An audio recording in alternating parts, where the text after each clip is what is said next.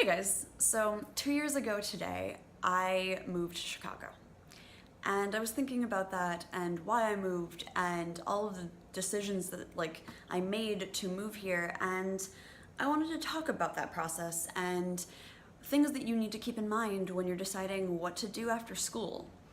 And this is going to be mostly aimed at people moving after they're done with school completely. But a lot of the things I'm going to talk about can be factored into your decision if you're just taking a break from school and moving somewhere for a couple years before you go back to school.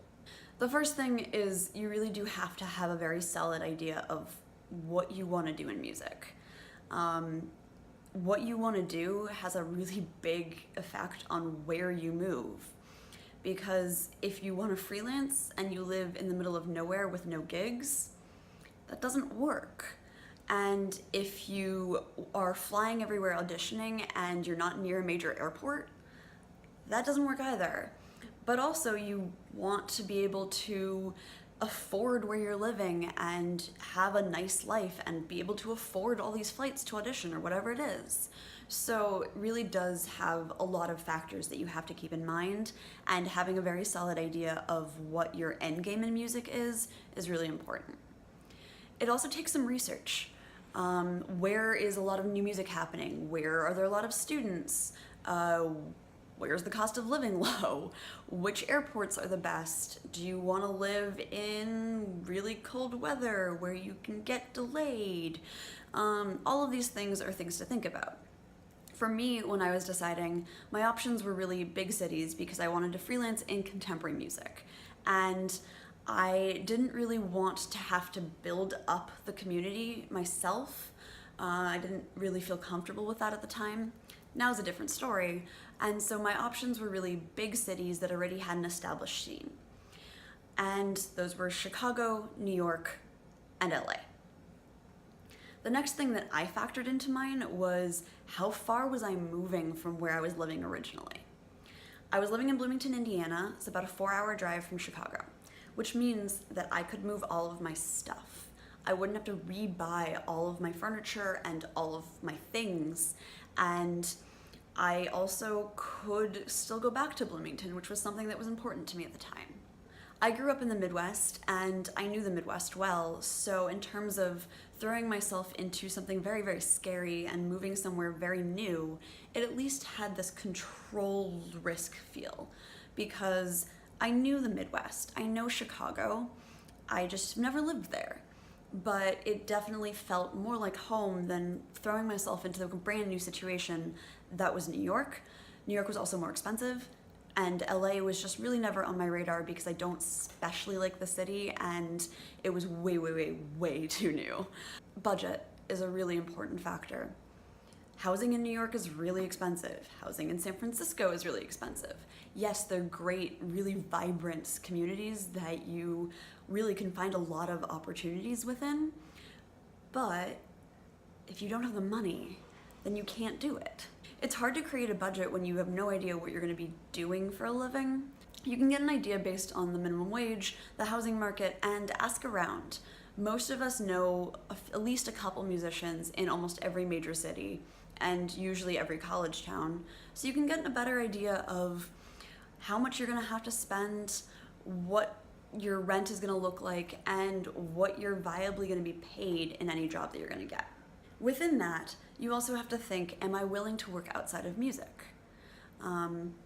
If you don't want to, then you really do need to, first of all, look for jobs before you move, and second of all, move somewhere where music jobs are pretty prevalent. For example, Texas has a lot of teaching positions, so you're more likely to get a job teaching and working in music if you move there than necessarily Chicago, where music isn't really taught in schools, and a lot of the music institutions that offer lessons have their lesson teachers already hired. I found it quite difficult to find students here, and I've obviously had more success as I've been here longer, but it's definitely something that became a process, and finding a job outside of music was basically the only way I could pay my bills. That's something that I was okay with and I had made a decision to do, but it's something that you do really have to think about. And the last thing, which is mainly for people who are going to be auditioning and traveling, is do you even want to leave? If you're in a college town, but you're auditioning for orchestras and everything like that, it doesn't really matter where you live if you have a source of income and you're happy where you are. It can even be helpful because you already have all the connections to get the gigs in town and they know you. And you're not necessarily going to be living there forever because you're auditioning and you want to be able to eventually get up and move. So moving to a big city isn't necessarily helpful. You could move your entire life across the country and in 6 months you could win a job and move it all the way back. So not moving is an option.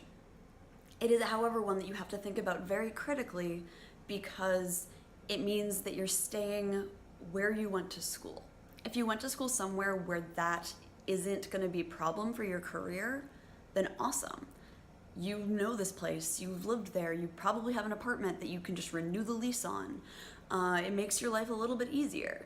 Also, you don't have to move, and moving is not fun.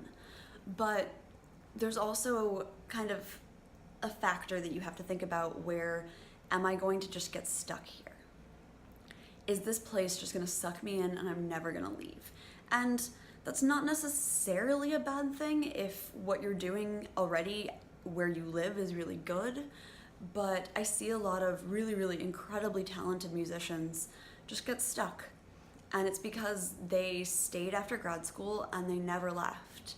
And instead of using it as a home base to go audition and do all that stuff, they just got sucked into the community again and never left. And that's kind of sad because these people have amazing voices that deserve to be heard outside of their very small places, and they're not really getting to share that. Moving is really scary, and especially after grad school, it's a really scary decision to figure out what you want to do with your life, where you want to start your life.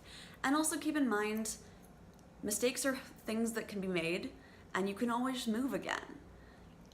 No one is forced to stay in one place for any amount of time. Leases can be broken, subletters can be found, and new opportunities are always going to present themselves. So yeah, you're going to take a risk, and yeah, it might not work out, but that isn't the end of the world. I hope this video was helpful. If you liked it, please give it a like. If you're new here, subscribe. If you want to support me more, check out my Patreon, and I'll see you guys on Thursday.